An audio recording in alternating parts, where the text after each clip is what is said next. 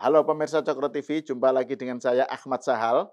Saya kali ini ingin berbincang dengan Mister Q yang selalu pengen selalu saya undang ke sini setiap ada momen-momen penting di dalam kehidupan Republik. Ini momen pentingnya apa nih? Akhir tahun, Akhir tahun baru. tahun. Oh iya benar. Menjelang Heeh, Nataru lah, iya menjelang betul. Nataru.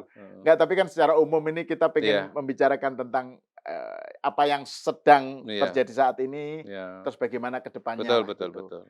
Apa kabar Mister Kodari? Baik, alhamdulillah ya walaupun kita, prihatin ya Ya, dengan perkembangan adanya bencana di mana, di Sumatera, di 3 provinsi. Terakhir ini kami dari KSP cek-cek di lapangan, eee, melihat apa yang mencari tahu apa yang kira-kira masih diperlukan oleh masyarakat. Di mhm, luar udah begitu banyak bantuan yang diberikan kepada masyarakat di 3 provinsi. oke. Nah, terakhir itu ada satu ide yang menarik dari Kapolda Aceh. Jadi ada satu alat namanya pompa apung. Jadi pompa apung itu saya juga baru tahu tuh ada pompa seperti itu. Pompa itu diapungkan di atas air. Sorry, ini eee, pompanya gimana modelnya itu? jadi pompa itu ya pompa, tapi kan Oke, pompa yang kita pahami, yang kita kenal kan biasanya ditanam ke tanah kan, oke, tembus ke bawah, oke, jadi air sumur bor begitu. Kalau dia ini diletakkan saja di sumber air, misalnya di danau atau di sungai. Video yang dikirim oleh Pak Kapolda itu di sungai, lalu kemudian pompa itu bisa menyedot dan, ya mengeluarkan air dari sungai. Jadi saya melihat ini bisa berguna dalam beberapa konteks. Pertama itu untuk membersihkan air dari dalam rumah-rumah yang terendam oleh air. Nah, bencana di Sumatera ini yang siklon Senyar ini kan beda daripada yang lain begitu. mhm Kalau mhm, misalnya bencana sebelumnya atau tsunami atau kebanjiran, begitu beberapa waktu airnya hilang. oke. Kalau Jadi datang air, damage-nya itu heeh, masif, iya ya misalnya kayak tsunami itu kan iya masif banget, iya, tapi setelah itu airnya hilang. airnya hilang. Tapi kalau kasus di siklon Senyar ini, kasus kemarin itu karena bersama dengan lumpur, maka kemudian lumpur itu di sekitar rumah, sehingga air yang masuk rumah itu nggak bisa lari, nggak bisa keluar. Nah, itu perlu dikeluarkan airnya dari rumah, Air yang di dalam rumah dan ada lumpurnya juga dan ikut. ada lumpurnya juga, Jadi lumpur iya. itu di dalam rumah dan di Iya, luar tapi rumah. sebelum air dikeluarkan, lumpurnya nggak bisa diambil. Jadi airnya dulu harus dikeluarkan, gitu. Oke. Nah, itu yang pertama. Yang kedua, beberapa Seberapa tempat. banyak yang seperti itu? Maksudnya kan di 3 provinsi nih. Iya, kita Seb masih cek untuk lebih Oke, detailnya, tetapi itu adalah realita yang baru ya, yang oke. harus dicarikan solusinya. Itu Yang kedua, pompa apung ini juga bisa digunakan untuk mencari air. Di beberapa tempat kan sumber air kan hilang gitu. Jadi dari sungai nanti bisa dinaikkan, pakai pompa apung ini, ditampung mungkin di mobil tangki, lalu mobil tangkinya datang ke titik-titik yang membutuhkan, mungkin untuk MCK dan seterusnya.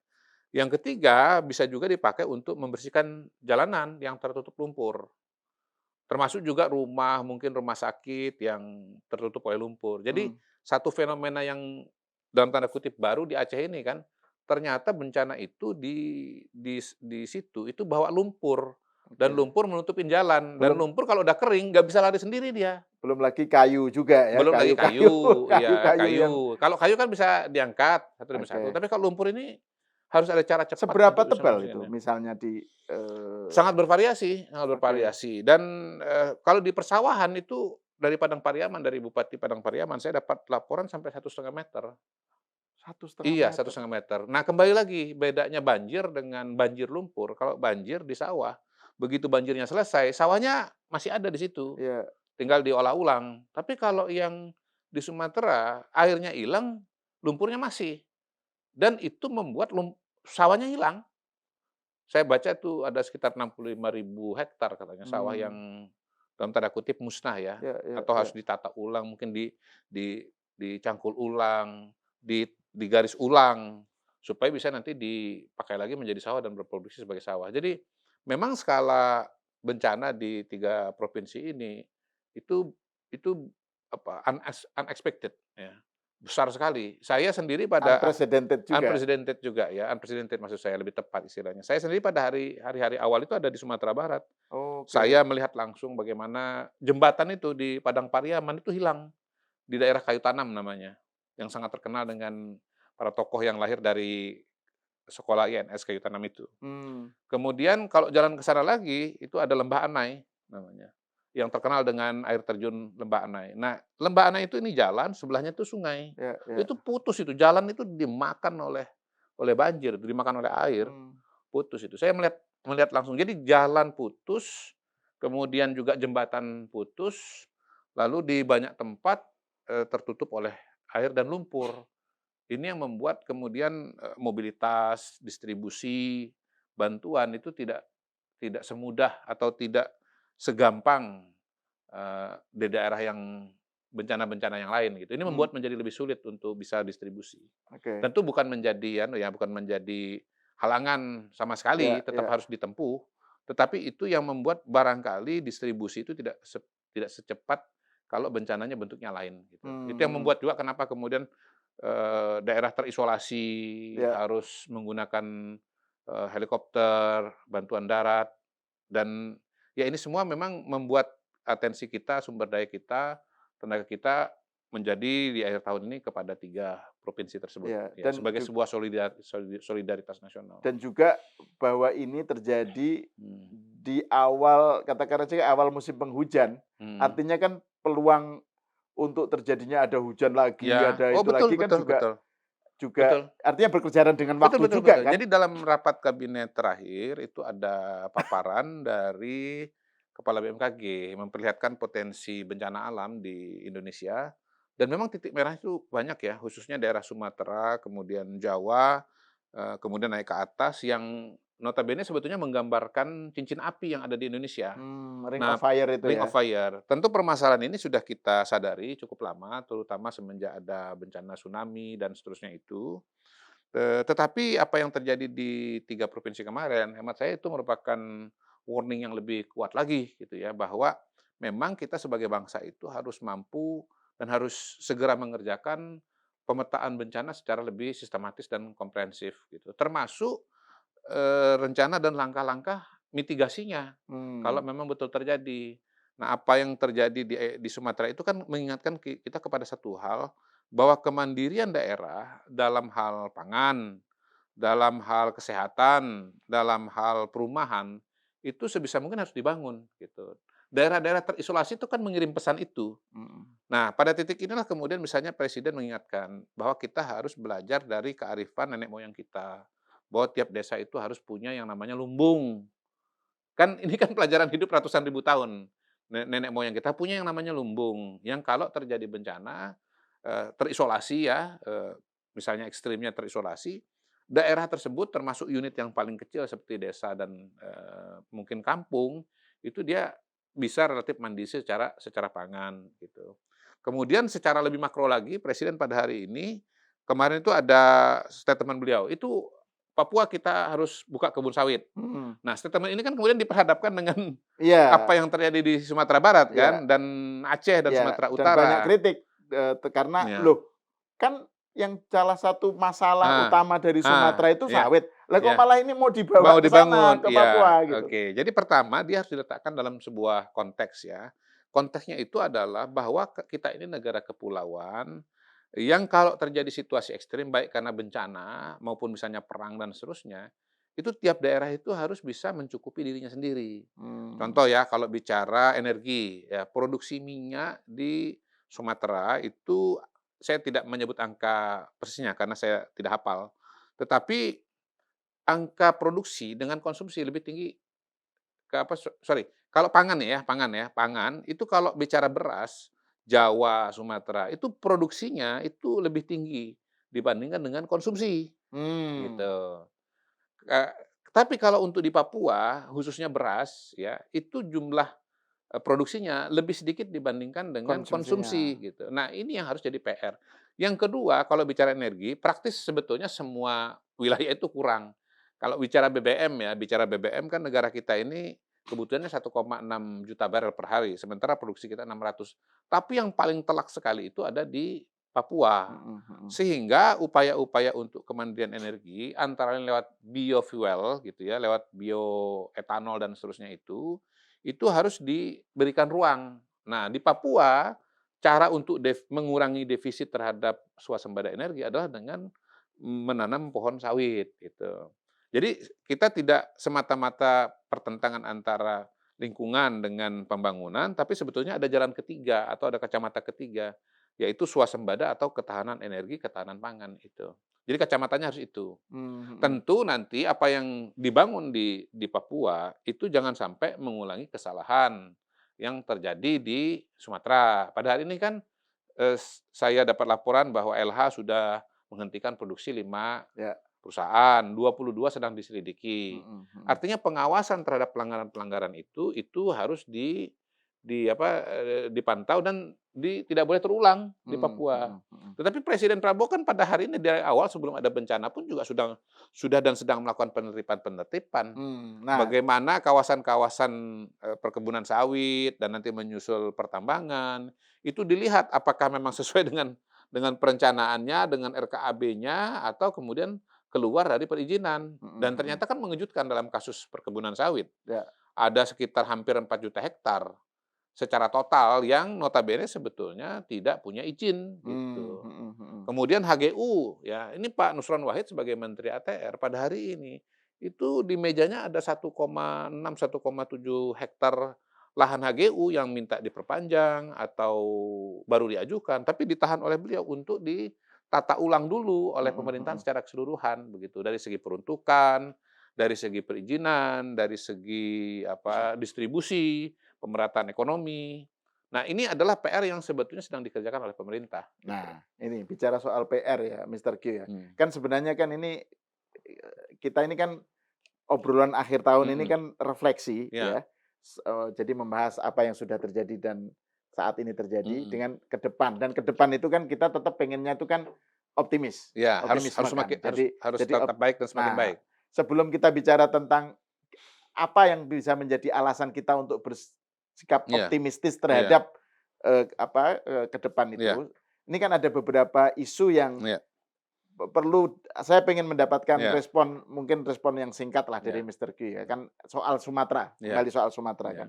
Karena kan memang itu yang paling immediate ya, iya, paling saat inilah. mmm, Pertama soal kesan bahwa pemerintah lamban mhm, ya, dan itu saya jadi ingat, poinnya Mister mmm, Q dalam perbincangan kita sebelumnya, iya, bahwa tantangan terbesar dari pemerintahan Prabowo itu iya, bukan soal visi, iya, bukan soal gambar iya, besarnya, iya, bukan soal Indonesia mau kemana iya, dan, seterusnya, tetapi soal teknokrasi, iya, iya, soal aplikasi, iya, betul, soal bagaimana, the devil is in the detail itu betul, loh. betul, betul, Terus tantangan yang kedua soal seberapa jauh anak buahnya Pak Prabowo, iya, kabinet itu bisa mentranslate iya, apa yang dimaui oleh iya, presiden iya, menjadi sebuah betul, kebijakan, menjadi betul, sebuah, ya mmm, iya, tindakan-tindakan, iya, iya, program-program dan betul, iya, iya, seterusnya. iya, iya, Nah, terkait dengan soal bencana iya, di Sumatera ini ada beberapa hal. Pertama soal tadi, image bahwa mhm, itu, mhm, kok pemerintah lamban. Terus yang kedua, kok tidak ada yang mhm, di-punish, mhm, tidak ada yang dihukum. Karena mhm, ini kan ada yang menyebut mmm, ayat Al-Qur'an itu, "Zuharul fasadu fil ardi wal bahri, artinya? bima kasabat aydin nas." Jadi kerusakan di dunia, Iya, lingkungan iya, itu nggak semata-mata iya, soal bencana iya, dari iya, misalnya kayak tsunami kan bencana, tapi ada yang faktor manusia, kesalahan manusia iya, gitu. kesalahan Jadi manusia. harus ada yang dihukum dong Iya, iya, ini gitu. iya, Harus ada ditindak lah iya, gitu. iya, Jadi soal lamban, soal kok tidak ada iya, punishment, terus yang ketiga iya, soal, tadi itu, soal, apa namanya, what is to be done. mhm, Jadi ini kerangka besarnya apa mhm, untuk supaya ini itu tidak mhm, terjadi lagi iya, gitu. iya, Jadi itu sebelum kita mhm, bicara tentang yang iya, optimisme ke iya, depan, iya, iya, iya. gimana Mister Kim melihat Ya 3 hal itu? pertama diskusi kita kali ini kan harus dibagi 2 ya, pertama soal bencana, kemudian soal kebijakan publik Ya, ya, program oke, pembangunan secara keseluruhan. heeh, Nah, soal lambat, lambat ini kan mengacunya kepada apa? Kalau mmm, bicara tindakan pemerintah seperti dilaporkan oleh Seskap, Pak Seskap, Letkol Kedi, itu dari detik pertama, hari pertama tuh pemerintah sudah bergerak. Tetapi, apakah sampai atau tidak ke semua wilayah? Nah, balik ke diskusi kita yang di depan tadi itu, bahwa ini unprecedented. oke, Ini jenis bencana yang unprecedented, ya. Bayangkan kalau misalnya jalannya tidak putus, mhm mhm, bayangkan kalau jembatannya tidak putus, bayangkan kalau misalnya itu banjir air saja, tidak ada lumpurnya. Tentu mencapainya akan lebih cepat. lebih cepat gitu. Tidak akan ada daerah-daerah yang terisolasi gitu. Oke. Cukup dengan mobil, cukup Ya. dengan motor, tidak harus pakai pesawat gitu. Mhm. Nah, dalam konteks itu hemat saya pemerintah tidak lambat gitu. Bahwasanya kemudian sampainya itu tidak secepat yang diharapkan, ada faktor alam, ada faktor kondisi bencana yang sangat-sangat khusus dalam kasus di Aceh ini gitu. Oke. Nah, kalau soal kecepatan di hari-hari awal itu hari apa ya, hari Jumat saya ada di Sumatera Barat, di situ saya ikut menyambut Hmm. pesawat Hercules pertama yang dikirimkan oleh presiden yang berisi bantuan, Ya. yang di dalamnya itu ada bantuan makanan, ada bantuan, peralatan, Starlink ya, kemudian ada kantong jenazah, ada juga, perahu karet, itu cepat, bantuan dari pemerintah itu cepat.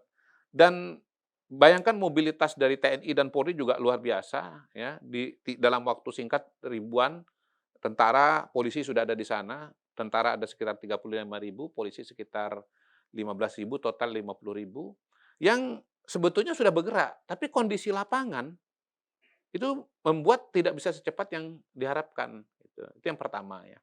Nah, yang kedua, siapa yang bahwa harus ada yang dipanis. Pertama, kalau secara keseluruhan, ini kan proses yang bukan sesaat.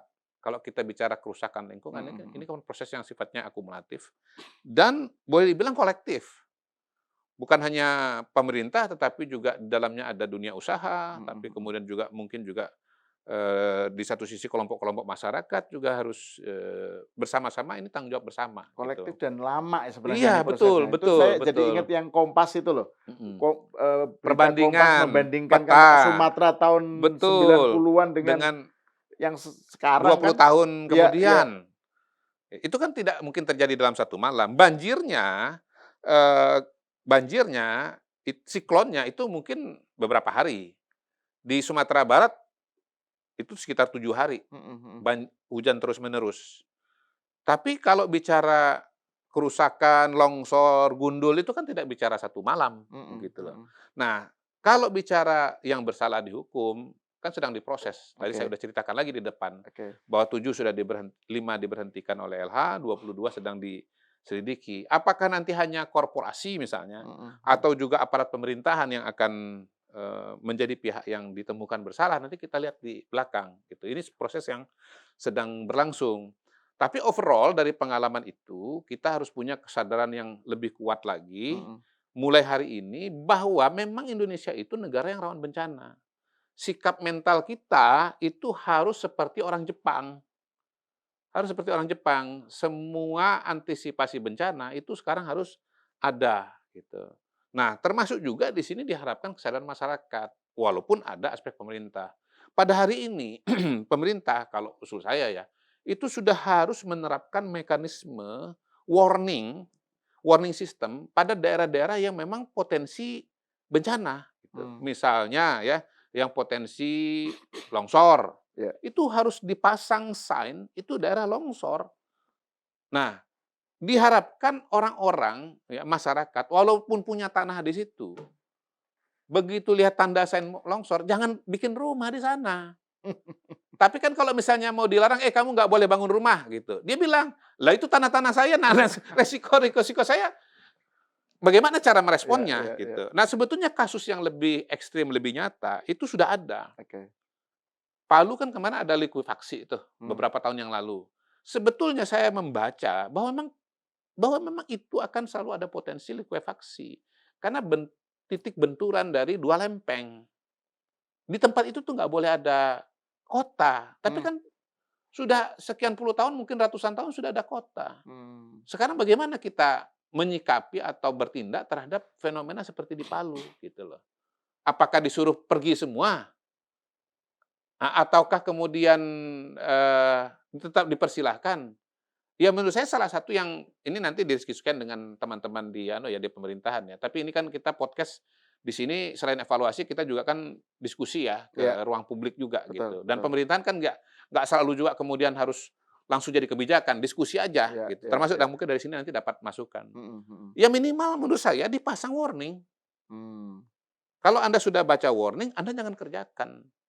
Tetapi kalau misalnya orang tetap mau bangun rumah di situ, dia bilang tanah-tanah saya, batu batanya saya yang beli, semen yang saya beli, ya kok Anda melarang-larang, kan susah juga ini. Ya. Tapi bisa juga misalnya nanti kalau sudah ditetapkan sebagai daerah rawan bencana, dilarang secara hukum, bisa juga. Hmm. Makanya menurut saya gini, ini diskusi ya, Ya. ini wacana, belajar dari pengalaman di Aceh, daerah-daerah yang pengalaman di 3 provinsi itu, daerah-daerah yang memang rawan itu harus ditegaskan sebagai daerah yang Ya. rawan. Nah, terkait dengan tadi yang Mr. Q bilang Mhm, bahwa mengaca pada Jepang ya, berkat mhm, Jepang itu kan juga kesadarannya terhadap bahwa mereka tahu bahwa mereka ini mhm, memang dikelilingi oleh potensi bencana. iya, Itu kan bahkan studi-studi mhm, tentang mhm, mitigasi mhm, bencana, mhm, antisipasi bencana itu mhm. kan juga sangat kuat ya di Iya, iya, dalam iya, iya, iya, universitas, di iya, dalam banyak lembaga-lembaga iya, riset iya, apa. iya. Di sini kurang ya kayaknya ya.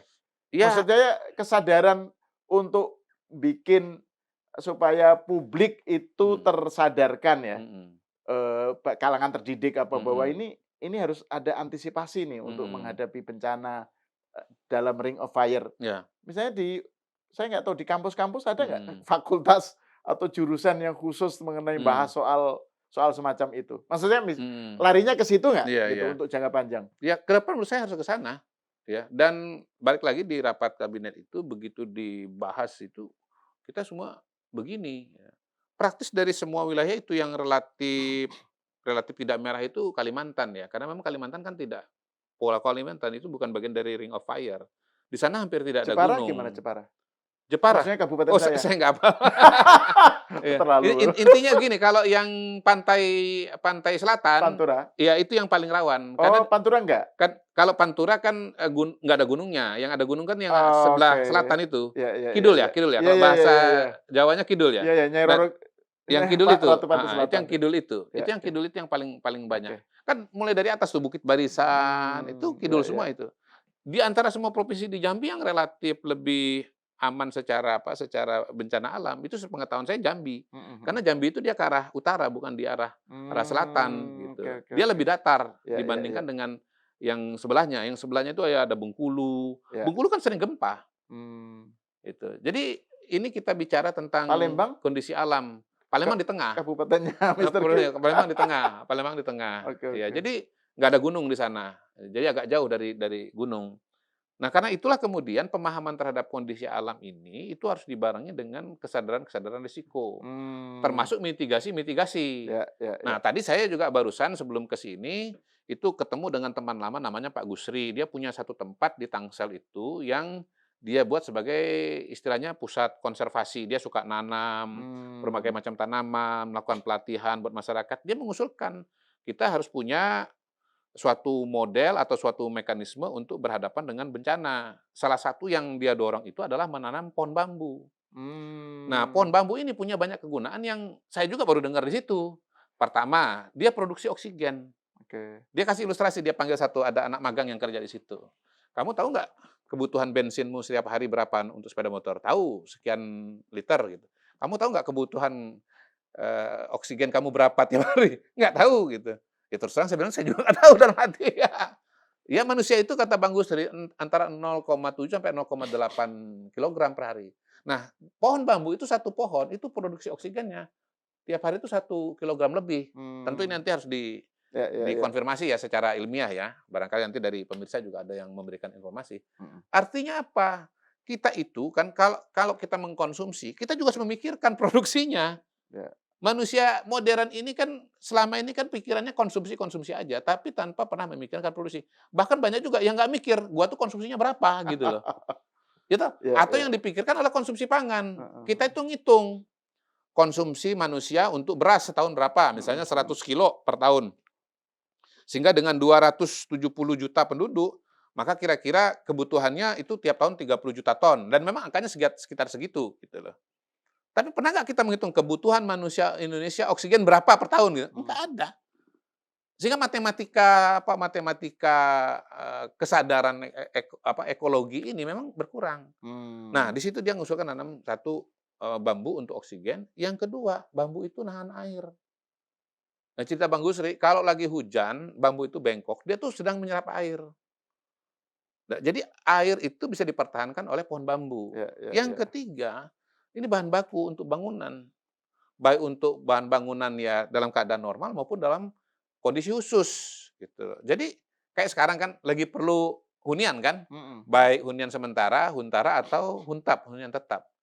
Nah, dalam kondisi di mana suatu daerah terisolasi, nggak bisa kirim bahan bangunan, ya kalau ada pohon bambu kan sebetulnya bisa dipakai, gitu Mmm, loh. mhm Nah, mhm jadi mhm. mungkin nanti ada gerakan menanam bambu yang kita inisiasi lah Oke. bersama, antara, Bang Gusri dan komunitasnya, komunitas apa, yang ada di situ, Rimbun namanya, kependekan dari Rakyat Indonesia Membangun. Oh ya? Iya, dengan KSP lah, nanti kita lihat ke Oke depan. oke. Tapi intinya kita harus memikirkan langkah-langkah mitigasi Mmm, terhadap mhm. bencana. Oke oke. Bencana itu jangan dianggap, ya mungkin terjadi, mungkin enggak. Anggap aja terjadi. Ya, Dan kalau itu terjadi, kita harus siap. Saya kira itu mindset baru yang harus betul betul. diadopsi oleh masyarakat Indonesia Dan itu pasca kejadian memang 3 provinsi yang ini. tadi yang Mister Q bilang, apa, mindset-nya orang Jepang ya sekarang seperti itu kan? Iya, kita itu per hari ini nggak ada jalan lain, mindset-nya harus seperti orang Jepang. Bahwa bencana itu pasti terjadi. Mhm mhm Pasti mhm. terjadi. Kita aja yang nggak tahu kapan waktunya, Iya iya iya iya. gitu. Dan Nah, tentu kita harus kurangi resikonya. ya ya. Tapi kalau terjadi, kita harus tahu juga setelah itu kita ngapain. Harus dipersiapkan segala sesuatunya. Mhm mhm.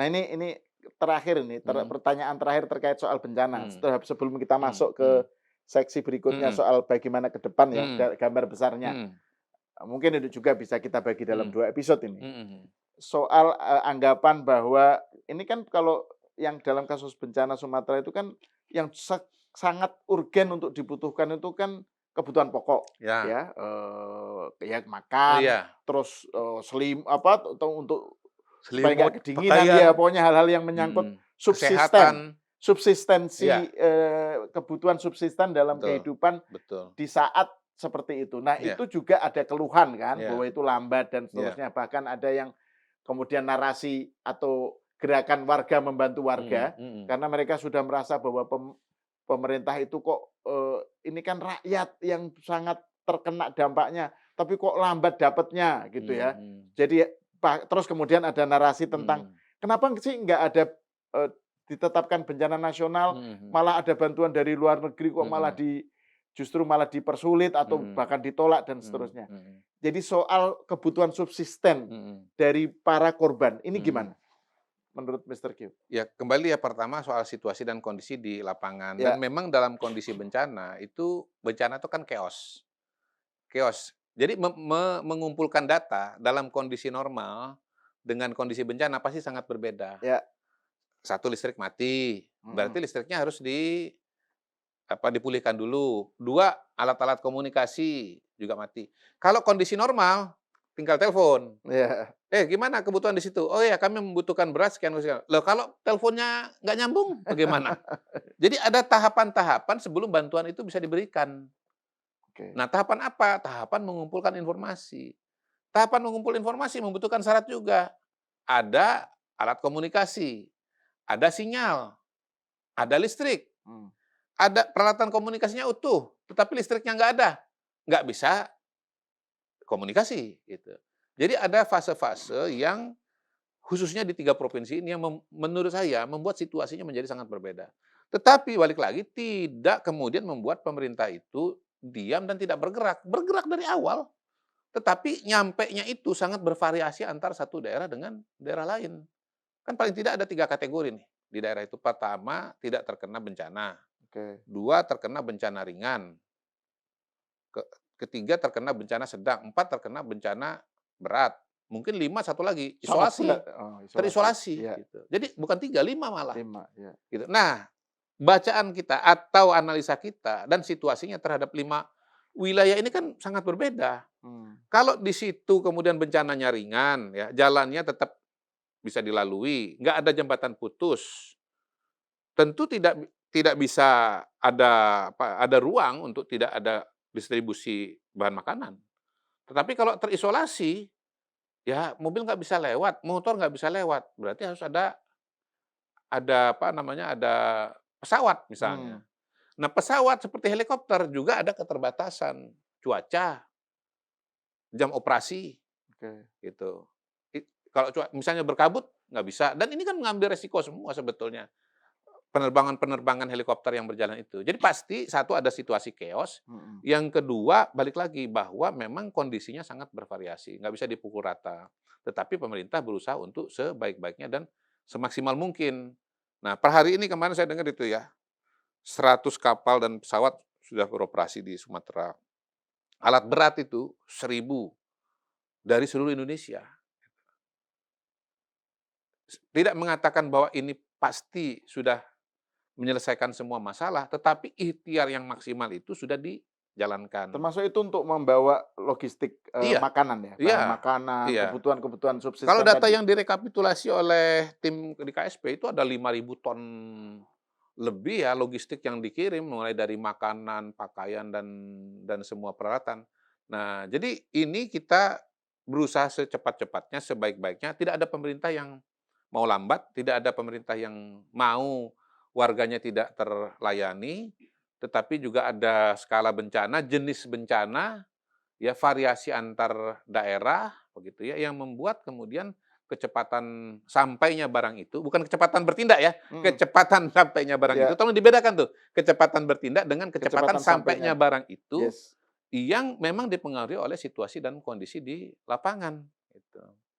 Jadi itu yang saya kira penting. Oke, oke. Mhm, Nah, terus mhm, soal, ini mungkin saya pengen kembali, ini mhm, mungkin, perlu komentar singkat aja mhm, kayak yang soal bahwa ini unprecedented kan, mhm. nggak pernah terjadi Iya, ini sebelumnya. perspektif yang harus kita berikan ya, Ya, heeh, jenis bencana, mhm, yang terjadi di iya, Sumatera ini, 3 provinsi ini nggak iya, pernah terjadi sebelumnya iya. karena tadi ada beberapa yang sudah dikatakan Banjir Mister Q. lumpur, banjir air dan Nah, itu lumpur. kan membutuhkan solusi-solusi yang juga out of the box lah gitu Iya, ya, atau apa, iya. misalnya tadi soal pompa Pompa apung, apung, ya. apa, bisa diuraikan nggak apa aja sebenarnya yang sekarang terpikir di dalam list kebutuhan, apa, solusi-solusi yang Yang sudah pasti ya, yang ya, pasti misalnya begini, soal jembatan, jembatan Bailey, kalau baru banget enggak, tapi itu jembatan yang bisa dikonstruksi dengan relatif cepat ya, oke, dan itu juga sudah ikhtiar yang luar biasa. Karena normalnya jembatan itu dalam 1 bulan, tapi dalam konteks di 3 provinsi ini dibangun dalam 1 minggu, gitu. itu berapa banyak?